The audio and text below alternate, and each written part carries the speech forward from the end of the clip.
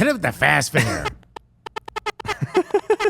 You can't even hear it. That's how fast this kid is, bro. Okay, bro. dude. That poor girl on prom night. Welcome. She's like, that's my belly button, you asshole. Okay, this is how I work. I'm just showing you. It's an amuse-bouche. It's the Cooligans, buddy. Welcome to the Cooligans, everybody. My name is Christian Fast Fingers Polanco. All right. Mine is Alexis Lazy River Guerreros. Okay. You get all types, all right? All flavors on here. But the end result is you get there, whichever way. All right, you're crossing that finish line. High five. Okay. We all win the race together. Congratulations. Welcome. What a ridiculous way to start. It's a loopy show. We were up late, the U.S. men's national team decided. You were up late. I mean, well, I guess you have a kid now, so you have to get. I was gonna say you got up whenever the hell you wanted. Alexis doesn't. I was up at 10:30. I'm like, how much longer is this game gonna go? I have to wake up in 4 hours. Yes, because Alexis has a very early morning job. Apparently, no one else has any responsibilities. In his mind. All of you respect how early I wake up. Only my life is hard. Your life is so easy. Bro, okay? I was supposed to go to bed at 9. So the game, it's 7:30 start. I'm like, well, that's great. Yeah. 7:30 start. That's maybe a few minutes after 9. 9:30, you'll be done. It's 7:55. They're still yipping. Stop talking. Play the game. I'm blowing whistles in my apartment. Let's get it going, folks. Wrap it up, kids. Let's go. No. Kick the ball. Look, a lot to go over. Obviously, Gold Cup. A lot of obviously U.S. women's national team news. A lot to go. Also, a lot of refereeing. Just nonsense, okay? All right. Is this new? Is this new information? Referees, look, I think because the European and the rest of the FIFA calendar right now they're on their break, and because American soccer continues throughout the summer, and maybe it's because of the heat. I don't know. I can't explain it, but you tell me why. The referee Christina Uncle has been on call. Everybody's like, as soon as Christina on call is actually that's your new name, Christina. I hope you like it. Because everybody's like, all right, call her up. All right, it's not even just the fans; it's even the people that she works with. You'll see some of the other the other cast on MLS 360 are like, Christina. Yeah. What is it? Can you explain what are they gonna do if the referee gets the AR gets injured and blah blah blah whatever, you know what I mean? What I love about it, it's like whenever because we've had her on the show once. Mm-hmm. I wasn't on there, but I was watching. I'm Morning Footy. Yeah, Morning Footy. Yeah. And whenever she gets called into MLS 360. Whoever asked the question would be like, could you tell us how this couldn't have been a foul at all, even though it was, because whatever your belief is what you want her to say. But then she's just going to give you facts. we don't we don't want to humanize referees. No. We called you so I can win an argument. So a lot to go over there as well. As always, make sure if you're watching on YouTube, hit the subscribe button. Make sure if you're, maybe you prefer to listen to the podcast, make sure you subscribe there as well. We appreciate it. Leave a review on Apple Podcasts. Those are always pretty cool too. I mean, you're right there. You're right there. Hit a couple buttons. Leave a review. Tippy-tappy a little something. All right, let us know how you feel about referees in your review. Yo. Okay? We'll read it to Christina Uncle. I'm sure they'll be completely, they won't be unhinged at all. Totally reasonable. So people are going to think this, like, are there refs on this show? So, okay. We have to start with Gold Cup because, this is a tournament that, at least for me, where I'm like, I don't know if I should really... every 2 years, I'm like, another Gold Cup. We're really doing this again. And then the Gold Cup comes around, and I'm like, yes, Gold Cup, America, let's go. I'm like, bro, no one even cares about this competition. 2 weeks later, you're like, I love this competition. Man. Okay, this is what we need more. Why can't we do this every 6 months? We should have a silver cup, a bronze cup. Let's go. Everybody get involved. Like credit cards, bro. A platinum cup, a blue cup, a debit cup. Okay, a nice cash back preferred Cup. Oh man. I'm on board. How about the Delta Sky Miles Cup, bro? All right. So You look, want to get in the lounge? This is the cup you need, bro. I'm trying to get as many points as possible by Bro. watching these tournaments. We're gonna have high schoolers playing in these damn cups. So, but that's the U.S. played Canada. Obviously, but the other teams, Jamaica won a big game against Yes. Guatemala. But out Guatemala didn't show up to that game. here, I mean, they did. They tried their best. Andre Blake, I thought, was pretty remarkable. He had a couple great saves. Damari Gray shining, another assist in a big game. So look, Damari Gray's now in CONCACAF. All right, he's not out just chilling out in Liverpool, keeping Everton, above the relegation zone as much as possible. So it was great to see that. But no, the U.S. men's national team against Canada, big game. This was obviously Canada after losing in the Nations League final, out for revenge, and they almost got it. They almost had us. Yo, Jonathan Herman did that yippee thing he did in the World Cup that didn't work for him. Right. And it didn't work again. He said, you're going to keep the time code on this one because you're going to want to bleep this out. He said, we're going to fuck Serbia or Croatia. Was it Croatia? We're going to fuck Croatia. Yeah. Buy him a drink first, Jonathan Herman. Yeah. And it didn't work. They I'm played kind of well, but they got bodied. I'm getting a little. I'll be honest. I'm getting a little annoyed with John Herdman. Not with the stuff he says. Like, it's fine. It's not a big The deal. animation. On No, the it's not even that either. It's the damn AirPod with the skin-colored AirPod? Skin-colored AirPod, bro. It's a little creepy, You're creeping isn't me it? out, bro. I know, right? I haven't seen this. This is a real thing. This He is has real- like a skin. He has like a. He has like it's like wrapped. It's like a Band-Aid or like some sort of wrap around the AirPod to So make you it like can't- flesh colored. so you can't. It doesn't. You can't tell Okay. it's on there. Okay. It's creepy as hell. It's a little creepy. It's Bro, what are Sounds a you little creepy. FaceTiming people in the Dominican Republic? Are you WhatsApp videoing? I don't understand what I mean, it's not like, obviously you can have an earpiece or whatever, but I don't even know what it would be exactly used for. Who is he communicating with? Is he listening to the audio of the broadcast? Is he listening to our podcast? Is he listening to the Cooligans podcast? Yo. He was really into that Tom Penn interview. Yeah, he during was the like, game. man, I also thought he was the owner, said Jonathan Herdman. Common mistake. Yeah, happens all the time to the best of us. I'm the best of us. Let me see if I get a photo. There it is. I got a photo of it. It's creepy, bro. You see it on the right there. Oh, hold on. Let's see if I can. It looks like he has a pinky toe in his ear, dog. There it is. Yeah, it's just odd. It's an odd looking. Also, AirPods fall out of my ear all the time. How's this Dude, staying I in? never use AirPods. They're always around. I have I guess the perfect cup in my ear. They hold on just fine. You've got the Delta Sky Miles cup. I got a nice little vacuum in my ears for AirPods. They Yeah, work. not me. Your boy Greasy, bro. My ears are like, whoop, butter this thing up and get it out of here. So yeah, look, I'm not a fan of this, but Does look, Jonathan Herman look like he's from the cast of Succession? Definitely could be. I could see it. He looks like a senator with like just More the like gray- Jonathan Herb, man. Damn, Boom, bro. Roasted. Got it. That's Bro. what we do out here. Got his ass. I heard bing from the oven because you cooked, Jonathan Herman. Damn. Okay. Damn. Not recovering from that one. I didn't want to have to do it. Yo, but you did You it, left bro. me no As choice. soon as you said it, all I heard was, because America, bro. So I'm upset because he said I wanted my team to score less so we could play the U.S. he said He's that? got bars, by the way. I just rhymed, dog. He said that. Wow. He admitted that he wanted his team to score less so that he could face the U.S. men's national team. Which again, you talk crud before the game, and then you got an L handed to you. At what point do you realize, stop doing this, bro? This is not the right approach. I mean, it's not working for him. Oh, dude, you got to go Pep. Pep. Pep has the style. Like if Get- I was get on all fours in the technical area. Damn, man. How'd you pick up $1 with your bunch? What you call it? If I'm Pep and you're the coach of the other team, Pep is like, yes, Christian Blanco. Yes, he's a wonderful coach, great coach. I'm very. I study the way he coaches, and he's got great tactics. He is wonderful. I think he's going to be very difficult for us to play against. He's a wonderful, wonderful coach. That's what he does. Okay.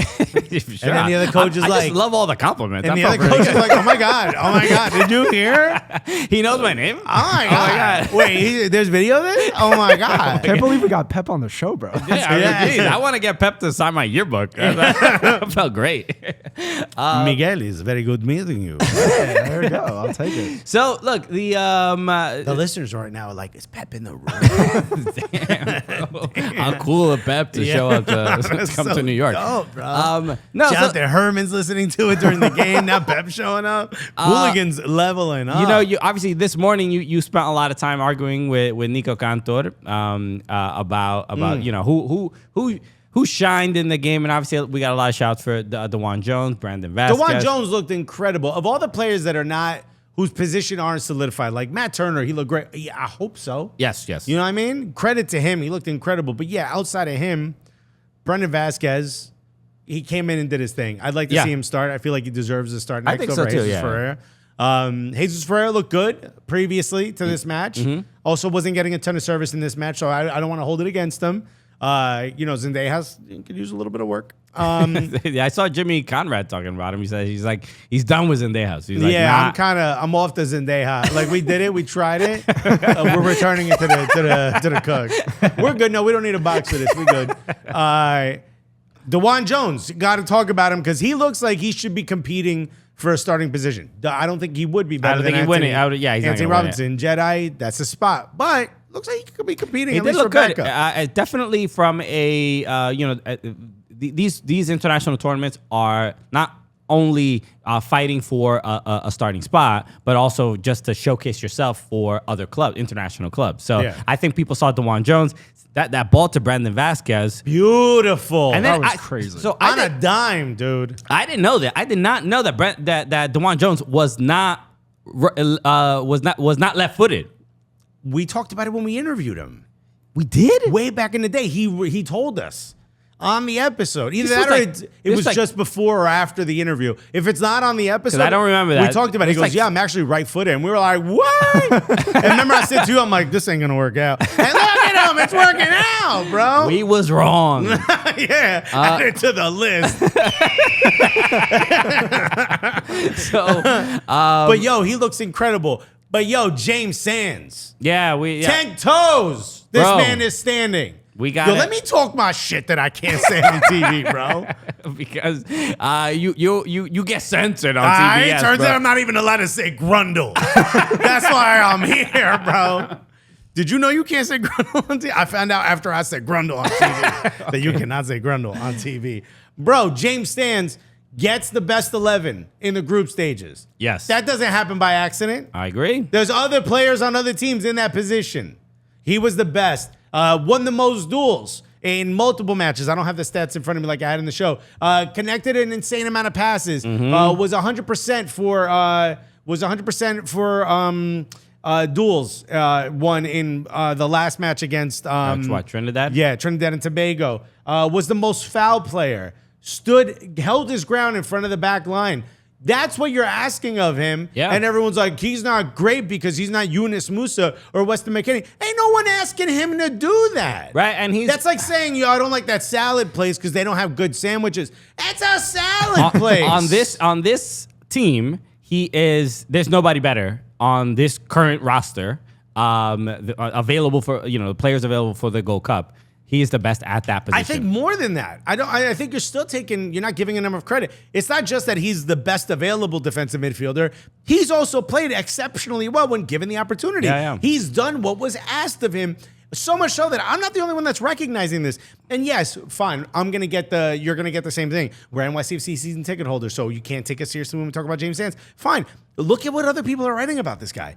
He's doing a great job. He isn't showing you, yo, I'm better than Weston McKinney, yo, I'm better than Yunus Musa, I'm better than Tyler Adams. No, I don't think he's done that. But no one's asking him to do the things they do. And Miguelito said it best before we recorded. There's gonna come there's a space on this roster potentially for a guy like him who's just like, yo, if there's a time in a match when you need someone to just stand in front of that back line and hit a couple people with a couple pow-pows before they get to the back line. Little pow-pow, yeah. You know what I mean? Yeah. Don't ask me to run up top. It's not me, bro. His pow-pow percentage is just through the roof. Bro, he won the Chancleta Best 11 for the pow-pows. You can't take that away from him. It's a heralded award. Okay, yeah, it is a. I think he's looked. Somebody compared him to the way, not Michael Carrick, the way Michael Carrick played, which is, I'm going to stop this guy, I'm going to get the ball, and then I'm going to hand it to you and say, do something fancy with it. Don't make me do something fancy. And that's the difference. I would say he is like his closest, or I guess similar player in similar position. I would probably say he's closer to Tyler Adams than Weston McKennie. Weston McKennie is a much more a bigger attacking threat, and Tyler Adams is Tyler Adams would be equidistant between Weston McKennie and James Sands. You know what I mean? He would be in the middle because I think Tyler Adams still has more sauce.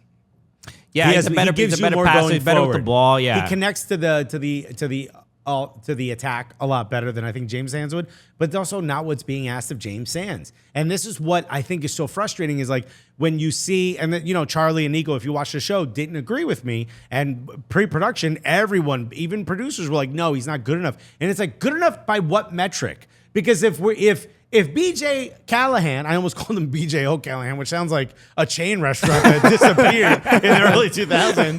Come to BJ O'Callahan's. We've got Long Island iced teas, 2 for $1. Yo, they do 2 for $1 apps. Whatchamacallit? BJ Callahan isn't asking him to take the ball, move into open spaces in the attack, and make passes into give the it to half Georgie. spaces. Georgie does that. Mihailovic, get over here and get this damn ball. I got it back. He's a yard dog. You know what I mean? Mm-hmm. He chases the ball that comes in his area, and then he's fenced in. Right. And he's doing it well. I think he's doing it spectacularly. I honestly, there isn't too much, even in the game against Canada or any of the group matches. There really hasn't any midfield that has made the U.S. midfield look like really even struggle that much. There were a couple times. I mean, Canada kept us out of the game centrally. Sure, but there isn't. But we also weren't getting beat there. Look, and there were 5 in the midfield for Canada. Also, can we give a shout out to the greatest name I've heard so far? Which name is that? Bombito. That's a cool name. That's a good name. Is that a nickname? Moise Bombito. Love to see it. Oh yeah, hit player profile. All right, let's take a look. I just want to know where my man is from, bro. Moise Bombito. He's obviously Canadian, but they don't say like they'll give you a little bit more background. I'm looking up his background. Bombito. Sounds like he's a Cuban export. You might have jumped off the with the other. I know, Cuban right? They're like, "What's your name?" guys. Bombito, Papa. Okay. No, he's from Montreal. Born in Montreal. Oh, okay. Love to see it. So it's probably like Bombito. Bombito's just dope. Shouts to you, Moise. So look, So I love the passionate defense of James Sands. I think James Sands, especially after going to Rangers, he did a loan spell there. He came back as a different player. I think he's definitely a lot more confident. He growed up. He is. I think he's physically stronger. He is. He is someone that can play center back as well. But as a defensive midfielder, I think that is where his strengths really show. Yeah, and I think he's like, to me, he reminds me of like an old school defensive midfielder. He's not cut in the N'Golo Kante run for hours type. Right. He's not the, Tyler Adams, like hybrid, can sort of looks good attacking, looks good defending. He's very much an old school. I think Michael Carrick is a really good example of the type of style he likes to play, which is I'm not going to be box to box. I'm here. Whatever the opposite of zone 14 is, this is where I'm going to stand. I'm not going to let anyone in here. If he goes over there, that's on you, bro. You need to, you got to protect your zone because I'm protecting mine. We should also obviously give props to Matt Turner because he was incredible. Yeah, you spoke to him this morning. When doesn't he look incredible? Yeah, he's just there's something in when you really look back at his story. I think every time he is successful, it just even seems more and more remarkable. Just like the guy. He lifted his shirt. He was wearing the Rest in Peace Malia, which also a really great story. It's 4KidsSakeFoundation.org. Okay. So, yeah. helping kick childhood cancer. He called it something else. There's like, it's an acronym that apparently Kellen Rowe used to manage. It was like never or something yeah, like that. never ever give up. Yeah. But apparently Kellen Rowe used to do it and he took over when he left. And you could tell it's something that's really important to him. And rest in peace, childhood cancer is horrific. Childhood diseases are terrible. Yeah. It sucks that it exists. So obviously it's a clearly a really great person for advocating for this stuff. But you hear just like all the details about his career and the guy he never played in any U.S. youth national anything. He was not. He was. I don't even know where he got drafted. Did he? I don't know. He never got drafted. He trialed with different teams. Is that true? Yeah. I didn't know that. And then he ended He's up like ODB. Nah, I didn't listen to that album growing up. They were like, no, that's ODP. We said ODP. Yeah. And for him to get to this point, and also to get to this point, and also, it's strange for us to see a goalkeeper who is not the number one at his club and be definitively the number one for his country. I was going to ask you this, Alexis. Would you rather see him stay at Arsenal as the number 2, or do you want him to go somewhere else? I'd rather see him go on loan. Okay. I think Arsenal doesn't have to look far to find a capable backup, but I think he's good enough. The part that's difficult is I think Aaron Ramsdale just became the most valuable goalkeeper in the world. Something of that nature. I saw something like if you were to sell him, he'd be the one that goes for the most. It's sort of frustrating as an American to see that because you're like, Matt Turner's good enough to be the goalkeeper of Arsenal. He could be a goalie in any Premier League. Yeah. Almost any Premier League. So the difficulty is like, I kind of like Aaron Ramsdale and I like the way the team rallies around him and the way he gets the team to sort of play a little bit harder and the spirit that he brings to the club. So I don't want to see him benched, but I do think Matt Turner would be capable. That said, if Matt Turner gets on loan wherever he goes, he's not going to go to like a championship team. This dude's going to go to an Italian club or someone. This dude is good. He stopped 2 penalties. 14 of the last 29 that he faced. It's really that's insane. crazy. That's a crazy number. Yeah. That's 50%, bro. That's an insane number. I mean, that is if a batter in baseball can hit 500, that would be, you're literally one of the greatest. You are the greatest. You are the greatest. You are the greatest. But you're getting your pee tested every day. Okay. Every day. It's a remarkable number. And he's not just a good penalty stopper, but the fact that these are the things that, people generally remember, like obviously stopping penalties, but the fact that he stopped 2 and he stopped that first one on Vitoria, who had just scored a penalty, going down the middle, but the balls to do it again, to go down the middle again. He said on the show, he goes, whatever their data was that he goes to a specific side because it's the easiest shot for him. He's not like a fancy shot taker. He goes he just tries to hit it with power.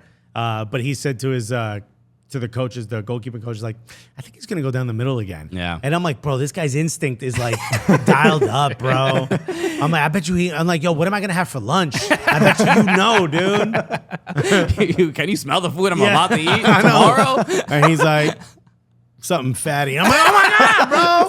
How's he know, dude? He's in my brain, dog.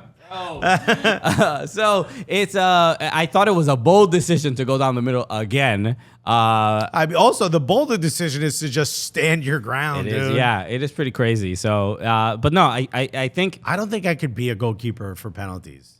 Why not? Because I'm like, what am I gonna see about this guy that's gonna tell me where to go? I'm just gonna launch my body in a direction and hope the ball hits me. I feel like you'd be kind of the Emmy Martinez. You'd be like, hey, go that way. I'd be yipping. I'd be, oh boy, they have a new law, right? Yeah. They call it the Emmy Martinez law. Yeah, it's an anti-personality law. It really is. It's the no fun league. Yeah. But they did change the rules in IFAB that do say, like, you can't basically do what Emmy Martinez did at the World Cup. Which is so dumb. Why not? I mean, look, I'm not saying it's dumb. I mean, I could see how it's dumb. It could be a bit much. How?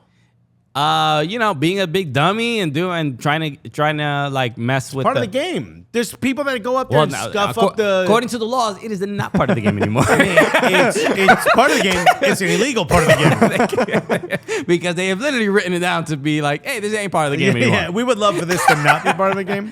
Look, I like what Matt Turner said on Morning Footy, because he did say like if he behaved like Emi Martinez, he felt like he would put more pressure on himself to stop a penalty. So he kind of doesn't want to even distract himself from the job of stopping the shot. So, well, because I asked, because we've had this conversation before, I think you and I agree, all the pressure's on the kick taker, on the penalty taker. yeah, definitely not The all, but goalkeeper's more, like, more. no, but the goalkeeper's like, I'm supposed to. Yeah. Right. This is supposed to be easy for you. So if I can even get in your head a little bit, now I ratchet up that pressure. Mm-hmm. But imagine saying to someone, te vas a cagar, yo te conozco. Yeah. That means like, you're going to shit the bed. I know you. Mm-hmm. Come on. You and I both know you're going to shit the bed. Imagine saying that to somebody. Well, I think that it might be allowed. I mean, I'm sure you could say something, but Emi Martinez was doing a lot.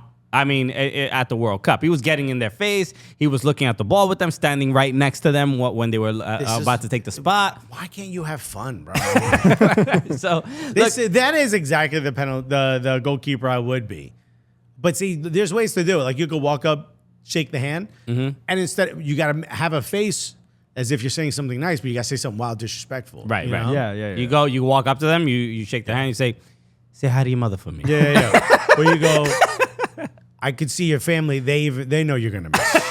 Jeez, You're a disappointment. You're really getting into that Oh one, yeah, bro. dog. Yeah. You were just it's just really. Who was it? It was someone called Bukayo Saka a national embarrassment after he missed the penalty in the Euros or something like that. Everyone on Twitter? I don't know. Yeah. Maybe it was. Honestly. The National Front. What are you following? What are you following? No, it on was social another media? player. It was another player. The next time Saka went to take a penalty, Let me he guess, called an him- OG Burnley player. Bro. It was Jeff Cameron. My bad. Yeah. But no, so like, yeah, we got to give him his props. It was a huge comeback. I mean, a lot of the players, I think, showed a lot of character. Players like Gianluca Busio, even players like Kate Cowell. I thought they showed. Kate Cowell was great. I will say this. I think he was a massive change of pace. He offered a lot that, he was pressing the back line, off the shoulder, trying to make runs, trying to get Georgi Mihalovic to pass him the ball. Like there was or whatever midfield was on that side. Yeah, he was on. I think Georgia was already off, but yeah. But what I like that. But also like, bro, when he gets the ball, when there's pressure put on him, you could see he's like missing that polish that he knows what to do. Yeah. He's so young though. He's He going to is, develop into but he gets a something little crazy. erratic. Okay. Yeah, definitely. He goes a little nutty. Somebody a rat called AJ on the Shouts to AJ. on Twitter. It was but he mentioned it. He said, "Give a It did shout out." sound like you were making that yourself. Some rat named AJ told us to say. Some snitch ass motherfucker. That's his name. He said, "Give a shout out to one of the best names." We were talking about Bombito, but Jason Russell Rowe, who scored one of the penalties. So he was just like, "Yo, can you give a shout out on Instagram Live?" Earlier. Do you remember him? He was the one that came in for the first time, made his debut, and scored the own goal. I'm pretty sure that was him. In which game? In this game? No, like a couple matches ago. Oh for no, Canada. I didn't realize. No, He immediately scored an own goal. Wow. Like minutes into his debut. Well, he scored a penalty. Shouts to Shuffleboard, bro. He really, the kid's got a boot on him, huh? Schaffelberg, he was in Toronto. Then he got traded to Nashville. But He's in Nashville. Yeah, he looked great. But also didn't really celebrate. Just kind of pointed straight down. He's like, yo, Cincy's my town. I thought it was a little bit of like Canada's running things now, and it's like, hey, slow down. Watch what we do next. Canadian confidence doesn't sit right with me. Makes me uncomfortable. Doesn't feel. Yeah, shouldn't you be apologizing, dude? It's a little, for some reason, it's just that the national brand of Canada They're is. trying to switch it up, though. They're trying to switch it up. But Toronto got a new attitude. Scholes made a good joke about it when he performed in Toronto last. He's like, yo, 10 years ago, you guys were pretending to be like, you were nice in New York. Now, all of a sudden, you're all Jamaican. He's like, even the Indian dudes are Jamaican here? all right, you can throw ting all you want. Yeah. But it ain't. I'm not buying it. I'm not saying y'all waste youths. Okay. Okay, we're not going that far. But you used to be sweet, sweet Canadians. This is yeah. So it was definitely a bold celebration. A lot of swag. But then you immediately get an own goal from Scott Kennedy a couple minutes later. So yeah. Did you know Landon Donovan said on the pregame that his dad was Canadian and he could have played for Canada? Did you know that? I did not know that. I've never heard that before. Did you know He that? played for Canada at the youth level. Wow, I did not know that. That's Did you know that crazy. Tyler No. the Creator is also half Canadian? Wow. Bro, Canada's up, guys. What are we saying? Canada next, bro. okay. Wagwan, Toronto. Wagwan. Yes, eh? Tyler the Creator's mom is Canadian. And I learned that from a Nardwar video from Love the Tyler Nardwar videos. Shout out to Nardwar. Let's go. Okay. Speaking of doot doot. There we go. Come on now. Shouts to Nardwar. Nardwar, do Cooligans. He's going to be like, Alexis, you got to... I'm like, shut up. Cut the tape. We looked at your search history. I'm like, I got to go. Bye. Too many secrets I punched Christian for some reason. have been revealed. I want to talk about what Landon Donovan said. I do want to talk about that because I want to give some advice to Landon Donovan. He because needs to chill. He needs to desperately chill. Oh, my God. Because In fact, when I saw what he said, I was like, hey, yo, Landon. Yo, chill. Yo, you need to chill this summer with an ice cold Coors Light while you're watching Leagues Cup 2023. Bro, and I know you're going to be watching Landon, okay? You're an MLS legend. Okay. The MVP trophy is named after you. So why wouldn't you watch this new competition, Leagues Cup? And I know we're going to be watching. And when we watch, we're going to be holding an ice cold, crisp Coors Light. And how do you know it's cold, Christian? Because the mountains are blue right on the can. Bro. And as we drink it, I just know that we won't be delivering awful takes like Right. Landon has been delivering recently. The mountain is blue, like the color missing from Landon's take. It's just red and white, Canadian. You need the red, white, and the blue. You need to complete it because we need to make sure that you're giving Christian Pulisic good advice. Good advice, and you're not right now. Right now, it is not the best. So make sure this summer, stay passionate, stay refreshed with an ice cold Coors Light, official beer of Leagues Cup 2023. Get Coors Light delivered straight to your door with Drizzly or Instacart by going to CoorsLight.com/Cooligans. That's CoorsLight.com/Cooligans. Celebrate responsibly. Coors Brewing Company, Golden, Colorado. Let's go. All right. Well, let's If talk. you don't know what we're saying, what we're talking about with Landon, All right, because all I know is that Landon didn't sound like this. That's not what I was hearing. we need a cha-ching button because that's what Landon was seeing. Okay, we all know Landon, my other teammate's Mexico Donovan. All right, we haven't forgotten, Right. But no, this is Todos unidos. What did he say? we're teasing Landon, but this is look. I want to play what he said on. Okay, because I was going to read it, but playing it is better because Yes. you know I'm going to mess it up. because he specifically knew that people were going to be a little bit upset with his take, and he said it right on air. This was on. Can I speak as an expert? I know when I'm about to give a trash take. So I like to think Landon now Yeah. also knows. He should have started this with all due respect, and then Not for nothing. Not for nothing. and it's like, oh, we're about to be disrespected right now. And look, as much as he has been very nice to us, when you're on a show with Alexis Lawless and you're the one saying dumb stuff, you got to be saying some wild, dumb stuff.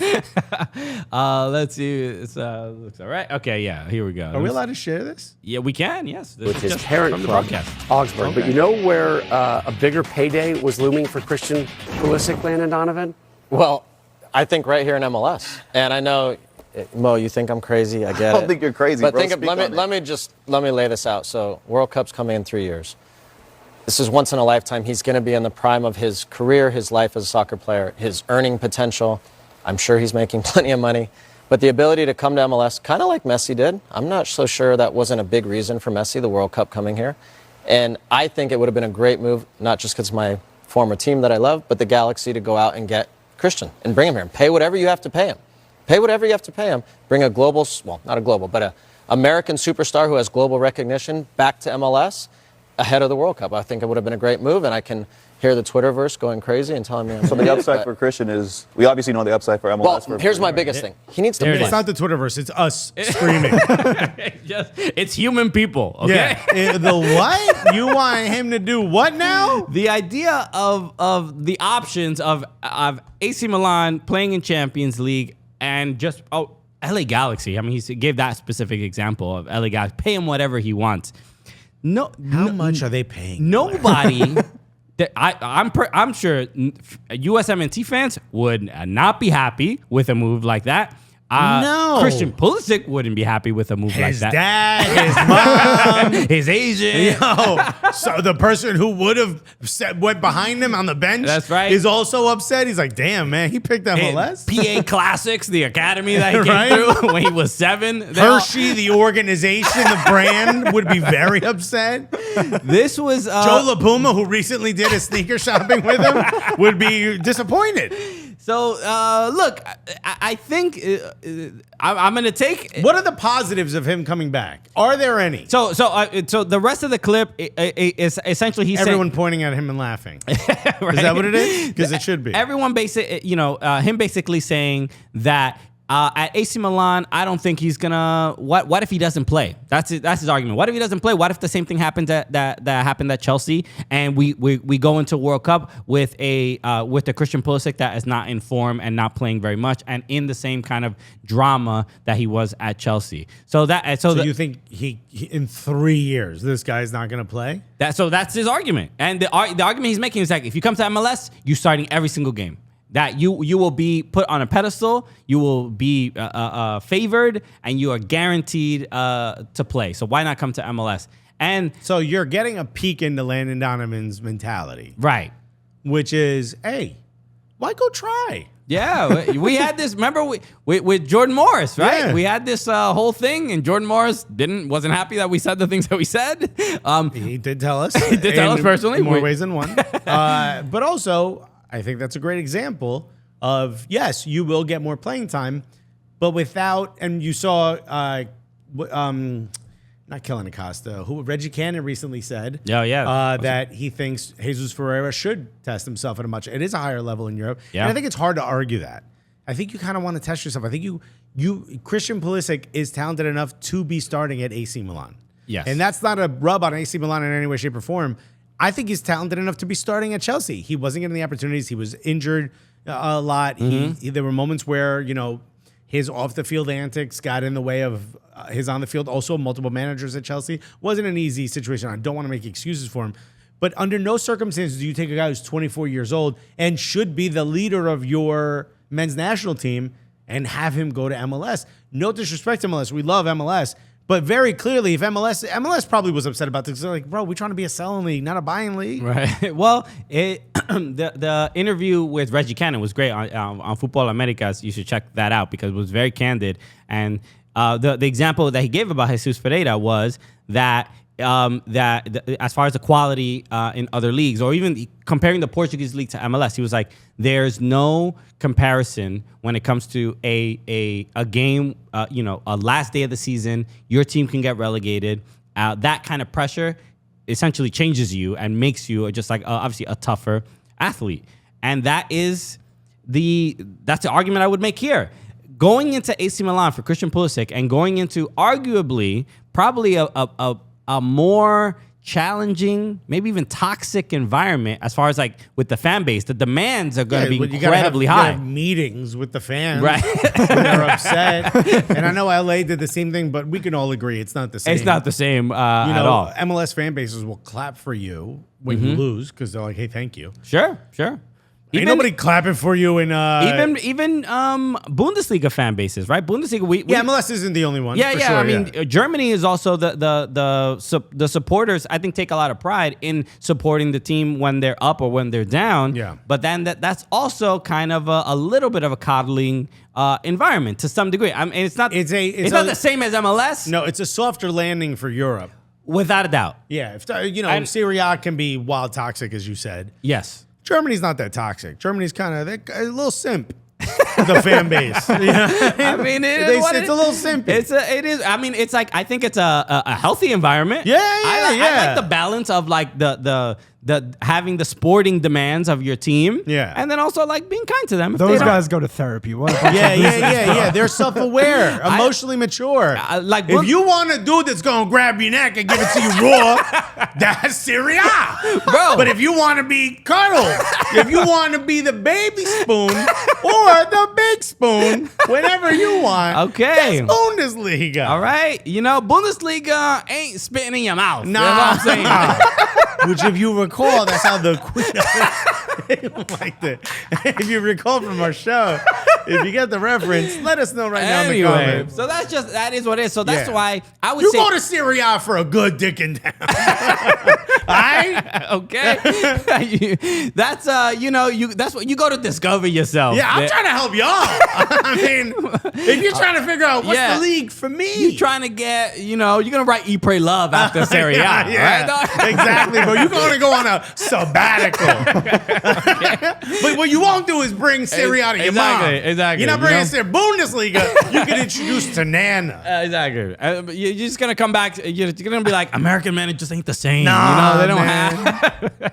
I mean, they're nicer, but I don't have that little bit of fear. So that's Hopefully we explained it well. Where's Landon Donovan when you have to have a guy? We should just call Landon and be like, dude, I'm saying dick and down, dog. I think you kind of understand what I'm saying. you get it. You get it. Miguel is taking down time codes for this feverishly. Okay. So why can't you say this on CBS? I know, right? If I can't say Grundle, I got a feeling I'm not going to get this far into the conversation before they Sandman pull me out of the set. For some reason, Grundle's okay with DraftKings. They don't like these other words. So that's what I hope for Christian Pulisic. I think this I is forgot that's what we were talking about. that is what I think. And that's why Landon Donovan was wrong. Because this is, I think it's going to be a challenging environment for him, and because the kind of disarray that a lot of Serie A clubs are with money or whatever, like Christian Pulisic is going to play. They're spending a fair amount of money to bring him, and Also, it's an American owner, which I think is going to work against him. The fans, I think, are going to have him on a much shorter leash. sure, because of that. but I think he's going to do much better than he did at Chelsea. He's going to, I'm a little worried about him potentially playing on the right. But if he is played centrally, like they said they were interested in him to play centrally at the number 10, he's got layout right there, bro. Yeah, This could he's on easy. He's on a better peasy. team than Chelsea. Yeah. I mean, I don't know what Chelsea are going to look like next season, but this is He's going to be on a better team than Chelsea was last year. without a doubt. absolutely. Yeah. So I'm excited for it. I think it's a good move. I don't really understand this take from Landon Donovan. I mean, I think. Look, I'll say this. I can understand the pressure of doing multiple hours of TV a day, needing to come up with something interesting to say in a segment. Okay. And I'm hoping that's all that was. It was just him being like, you know what? I'll just say he should come back to MLS. Because if you look at Mo Adu immediately started laughing as the topic was brought up because he was like, you about to say that while he was saying in the production meeting? Oh, I thought you were kidding. Damn, bro. I thought he was joking, bro. We were just giggling Yeah. in the production room. Don't you remember how we were all pointing at you and laughing? You're going to say this on air? Yeah. So a surprise. I don't know. Maybe because of Landon Donovan's history. He was at Everton. They didn't want him to stay. He promised he would go back to the LA Galaxy, so he fulfilled his promise. But would Landon's career be in a different place if he would have stayed at Everton? And we've spoken to people that were within the club at that time that were like, we would have kept him. Without it, yeah. Without a doubt. He played and he did play incredibly well. So I think it's a. But that's a different era. That was when it wasn't nobody paying $70 million for Landon Donovan or whatever the equivalent was back then, probably like 20.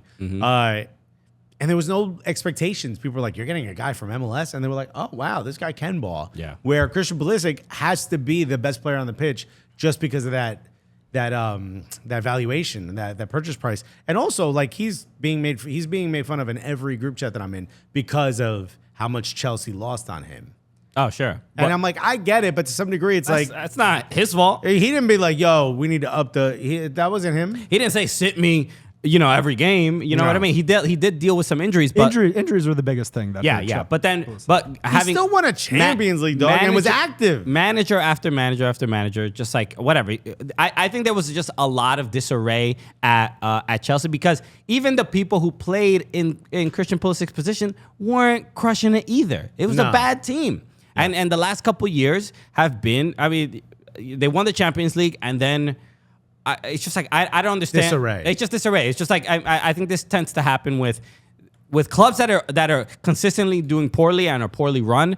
Sometimes go, they're obviously bad. But then clubs that find success, it's difficult to maintain it year after year because once in a while, you obviously you have to move players around. Sometimes money. Somebody's like, yo. Look what I did last year. I deserve more money, and it's like, all right, that's a bit much. We can't keep you, and you're going to Bournemouth. Right. Damn. So I put that responsibility or that burden sort of on Chelsea. I think they mismanaged a good player like Christian Pulisic because there wasn't any clear example of like, who played in his position? Raheem Sterling, Mudryk.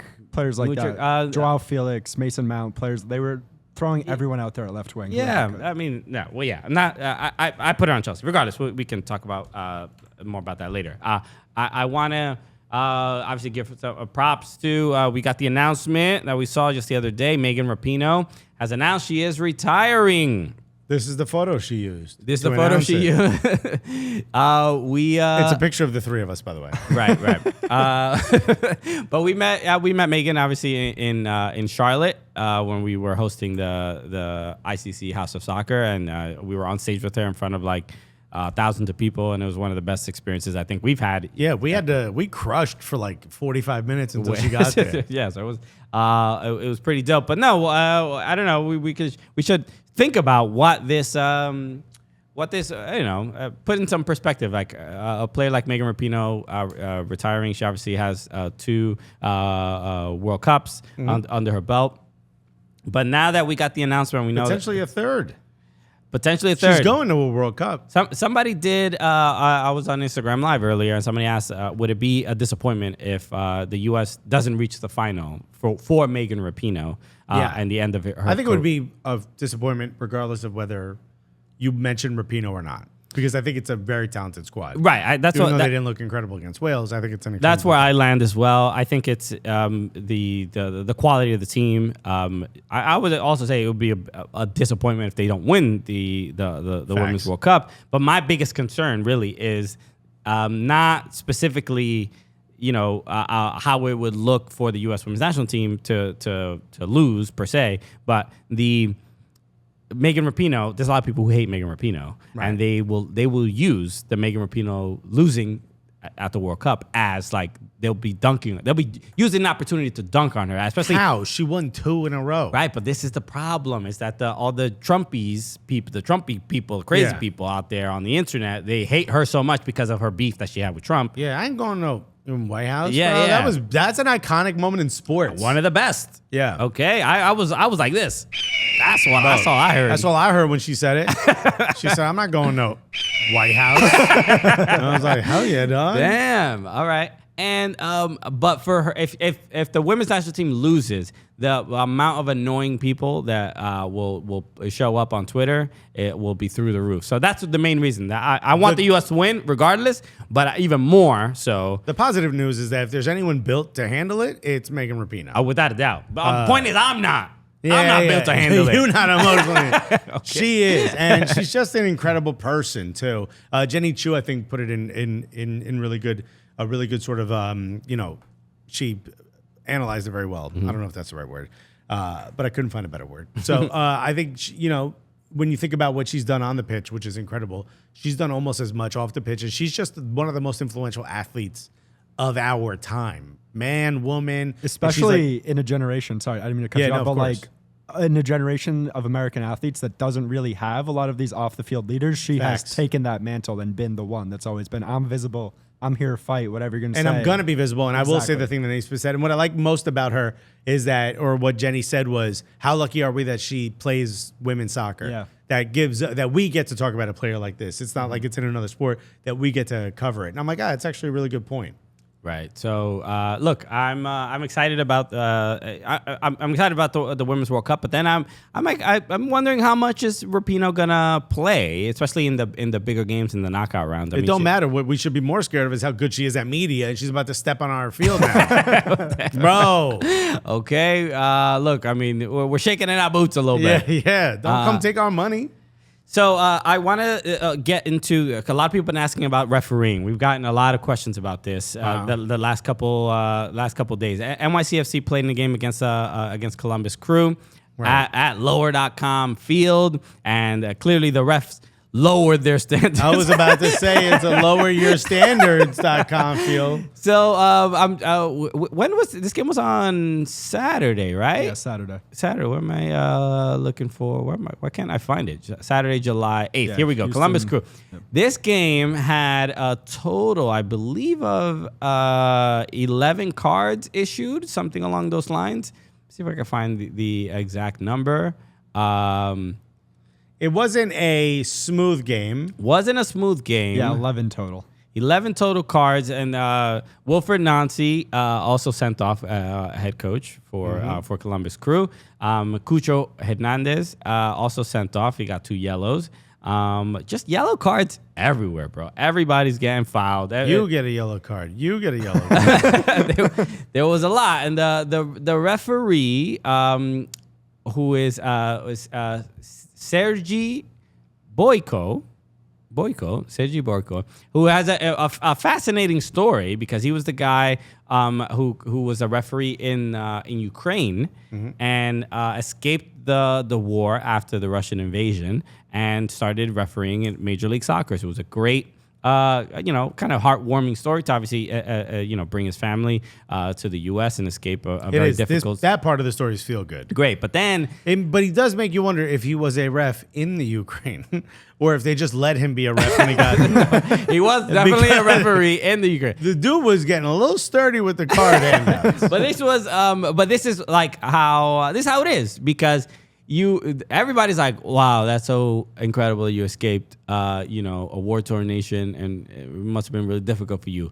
But why you ain't calling a foul for my team, bro? We don't need you. You should be fired. Like people, they're like, I tell you to get out of this job, but then maybe you'd have to go back to a war-torn country that we don't want you to be. But right now, while you here, dog, what I want to know is why aren't you doing things the right way? So there was a lot of cards for dissent. Cucho Hernandez got the card, his first yellow for dissent after being upset about a call or a non-call, and then ends up, has the high boot and then gets that second yellow. But there was just a lot of craziness. And then this was the game, I don't know if you saw this, an assistant, Nancy got sent off for being upset about a non-call. And then there was his assistant that threw water at the fourth official, took a water bottle and flung it. No, he didn't throw the water bottle, just emptied the water on the referee. And the referee the fourth official was like one of these kind of swole refs. Yeah. He's like, yo, bro, you picked the wrong ref to do that to. Don't forget, I might be at work, but I'll be out of work right away, bro. Bro, okay. You about to see off the clock, swole ref. So he got a red as well. And Christina Uncle also. By the way, did that assistant, were they by any chance in the supporters section of Seattle when they won? Because we got water thrown at us. We got water thrown at us as well. Christina Uncle had weighed in on this as well. Just like you, obviously. She must have been looking stressed, and she's like, "Bro, I mean, how do I talk about this?" Look, we all get mad at refs here and there, but we all know we can't be throwing anything at them. Nah, you can't be making it splashing. Okay. So there was just a lot. There was a lot of frustration. I think NYCFC, obviously, shout out to Justin Hack getting his first homegrown player to score a goal in Major League Soccer for NYCFC. So that was huge. Obviously, we're both big fans. Yeah. He's a great kid, and so happy to see him score a goal. But this was a game. Kid, he's like 6'8". Chris is like, look at a great kid. The guy's like, building a deck. But this was a game NYCFC should have easily won. They had so many chances. The goalkeeper, Patrick Schulte, bro, this guy was one of the best games of his career. Hit him with water, dude. Come on, assistant. He's a guy. But no, a bunch of 1v1 opportunities that NYCFC just couldn't bury, and a big reason was because of Schulte. But this was, but the refereeing, this was kind of the main talk of this game. It was just so many cards. I think a lot of Columbus fans weren't necessarily mad at NYCFC players or anything. They were mad at Chanot because they thought, I think he played it up getting kicked in the face. Yeah, and even if he didn't get directly kicked in the face, it was a mad high boot and right at the dude's face. It's your fault if you put your foot in that position. Exactly. Yeah. So they were booing him at the game, but I think mostly it was just booing the ref. They were just mad at the referee. So this brings me to the next refereeing decision that was pretty remarkable. This was who is Houston this ref? versus Sporting Kansas City. And this is a ref we know, who we see a lot. I just forgot his name. Jair Marufo? I think that sounds right. I think that's who it is. So he. I'm seeing Nima Sagafi. Oh, Nima Sagafi. Okay. This is the other dude. All right. So he. Was it? I'm looking for the results. So it looks like it was a restart. It's okay. So yeah. So restart after a goal. It was 2-2.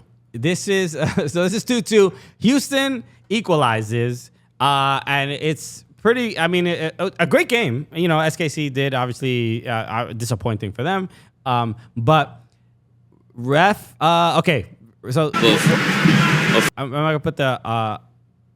Should I put the audio? No, I guess okay, right now. Okay, here you go. So this is the audio with it as well. Frustrating. So the person disappointing, and just rush of blood to the head. Right. So we just saw it, and we saw I was Jamie Watson, I believe, on the call. And this is Kinda. Gadiel Kinda, I believe his name is. He is about to restart. And he hezzies. He pretends to kick, but he stops. It looks like he might be having a conversation with someone. A player on the Houston team decides, hey, I think you're doing this on purpose. Right. So I'm going to walk up to you and I'm going to present both of my hands into your chest as fast as possible. And who was it that got Carlos Ferreira, who's the DP for the Houston Dynamo? Stands for don't play. You don't want to play. Carlos Ferreira. And as you can, if you're watching this, you watch him on screen. The guy Kinda hesitates. He doesn't take the kick immediately, and Ferreira, the ball is still on the spot, right at the center circle, right in the middle there. Yeah, and Kinda just gets pushed like a hockey player who wants to just fight. Yeah, this is a common thing in hockey. Yeah, right. Because usually, I've seen this. I remember going to a New York Rangers, New Jersey Devils preseason game, and the ref drops the puck. Two guys just immediately start fighting. This is a preseason game.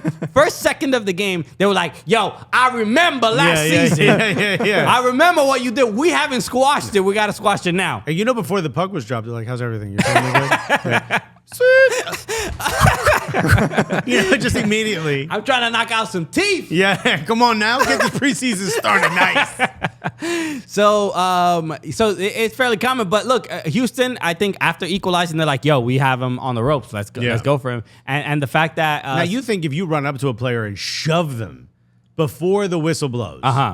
Now, that's got to be a red card, right? You got to give a red card there. Seems to be that part of the game it's not part of the game. We were talking about the Emi Martinez. We might need to introduce a Carlos Ferreira law to be like, yo, keep it pretty chill before the balls move. But did he say anything disrespectful?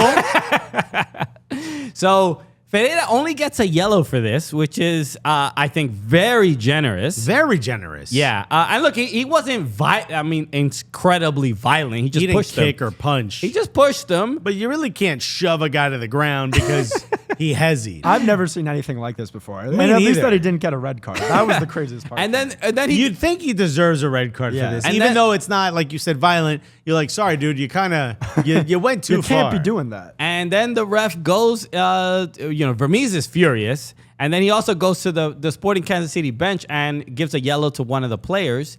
And Vermees after the game, he specifically said like that was a non-soccer play. Like how is this not a red card? And that's kind of where I lie as well. Like it's not a thing that makes me like necessarily incensed. I'm not furious that this happened, but It's unfortunate. It feels, this gives you like a Mickey Mouse League kind of feel. To me, at the very least, it sets a bad precedent of like, are we gonna just kind of be cool with before play starts? We following people like, can we sub in goons now to just shove dudes we don't like, get a yellow, and kind of keep it peasy for the rest of the match? Yeah, not a great look, and that's we shared this video and a lot of people have kind of a similar comment. Nobody's like, I get it, yellow's fine. Nobody has said that, so I don't understand why the ref can come to that conclusion. Even Ferreira's like, bruh, I dodged a bullet. He should have sent me off, bro. Shouts to my man, the ref, bruh. Yeah, dude. There was also the dude from Charlotte, who's the center back from Charlotte, who got 2 yellows and got sent off. The game against Cincinnati, which was a spectacular game. They Cincinnati drew against. They ended up coming back. I keep talking about Alvaro Barreal. This dude He's incredible. He's unbelievable. Honestly, he's a left back. My man is a baller. He scored that outside of the boot left foot, nutmegged a defender. A great player. But who was it that got the Murphy. two? His last name is Murphy. Ian Murphy got 2 yellows in this game. But he had just come back from red card suspension from getting 2 yellows in 2 games prior. He's like, bro, I gotta finish this Call of Duty game. Run it back. So I need to get out of here again. And when he got the second yellow in the other game, he was like, oh, man, like, yo, ref, you got me. All right, fine. Then he came back and got a second yellow in this other game as well. And he's just like, he put his head inside his shirt, like, bro, what am I doing? Yeah. Okay? It's like your friend comes back from jail and robs someone right away. You're like, bro, Slow down. you were supposed to not do these things. Karol Swiderski, did you see his goals? Did you hear the goal call? Yes. Okay, was so amazing. We gotta play this because Pablo Maurer just interviewed the guy. He just did a piece on the Athletic. Oh, really? So I was cautious about making jokes. So I'm like, I don't know if this guy just like. I think he does this on purpose. Well, I think this is what he sounds like. This is what his voice is. No, I think his voice think he turns it goes up? up an octave. We gotta play this call. Because he even made he posted a GIF of Mickey Mouse walking, and he said, "Me on my way to work" or whatever. So I think he's aware. So if you don't know, the guy who calls, and I think he's the radio. He's the radio call. He's a guy. radio call for Charlotte. His voice changes a bit when a goal is scored and he's excited. Speaking of Mickey Mouse League, Yeah. his voice hits another octave. You might want to hit the volume button. Right. There we go. Should I lower it? But yeah, let's just hear the goal call because it is pretty unique. Vargas in the area, still with it on the right side, stepping over, sending it back for Lindsay. Lindsay sends it back into the area for Swiderski. One touch, he scores! Another one for Swiderski! And that one was more impressive than the first! Okay. So it gets We're to not a play. making fun of him. No, We're not. But I've never heard a radio call that gets that high pitched when they're excited. this is Will Pulisic. I don't know how Pulisic, but maybe? at Willie P style. He's getting a lot of love. A lot of people showing like, yo, this is again, it's one of those things. He's in on the bit. Like, he understands. He knows what he sounds like. I thought at first maybe his voice cracked just during this. Right, because this happened when John Strong scored when he did the call for Michael Bradley scoring the from the halfway line at Azteca. At the Azteca. We made John Strong was on the show. We were like, "Yo, John, what happened to your voice there, bro? You went to another place. Did you see a snake or something? You know." But then my man Willie here takes it. He's like, "Oh, I see what John Strong did." He's like, the problem with John Strong, the way other people call the games, is dogs don't get to hear it in an octave that's just for them. Right. And so it gets to a pretty high place. I think it's look. I mean, there's no shade on the guy. Not at all. He's doing a great job, and he's marketing himself. Hey, we ain't talking about any other radio, MLS radio guys. So my man is standing out. He's doing his thing. It's like other radio announcers are like, should I go real deep? You know what I mean? They'll be like, and there he goes. Oh, pass to the left. He's got a cross. There's Karol Swiderski. Wow. What a goal! It's amazing. It's look, you have to find ways to stand out. Pick a niche. Do your thing, bro. So best of luck to this man. You gotta think what makes me stand out. You know, my man hits. He hits the castration call. He's like, oh, I gotta bring my equipment, sir. That's a helium tank, and he's like, you'll see. Yeah. Oh, is it? I thought like a 9-year-old pushed him off the mic. Like, mushed him and said, I got this. Because that'd be dope too. But it's also it's a high pitch that I can't even hit. No, only Mariah Carey and him can do this. That was falsetto. Was it falsetto? I thought it was like soprano. I mean, I don't know this. You don't know? You said it like you knew, kid. My fault. Did you ever see the video of Mariah Carey? She could hit the octave that dolphins talk. Yes, I did see that video. And then the dolphin went crazy, like, "Oh my God, you're talking my language! Finally, my people!" Yeah, what'd you get? What'd you get? Duolingo? How you find that? That's this guy. This guy can do the same thing. So shout out to my man Willie. And again, Pablo Willie Mariah Plashek. Pablo Maurer just did a piece on The Athletic, interviewing him and stuff like that. So that was pretty dope. So always I hope great it's to see. These unique American soccer standouts is always really dope. But to that's see. the thing, bro. People want us to be like, super British and what a crocking. Nah, bro. This is our culture, that bro. That ain't what we do here. Okay, this is what we stand for. Yeah, bro. Okay, this is our culture now, bro. Okay. He should be calling Orlando City games, bro. If you sound like Mickey Mouse, that's the move, bro. Whatever that Mickey Mouse Where does. the ears? Yeah. Okay. My culture is not your costume. Orlando fans are like, take it off. Cultural appropriation. All right, everybody. Thank you so much for tuning in. We appreciate it. We'll be back on Thursday, another fun episode. And again, we're ramping up into a lot of fun stuff. MLS All-Stars next week. So we're gonna be doing a bunch of fun stuff there. And Women's World Cup is coming up.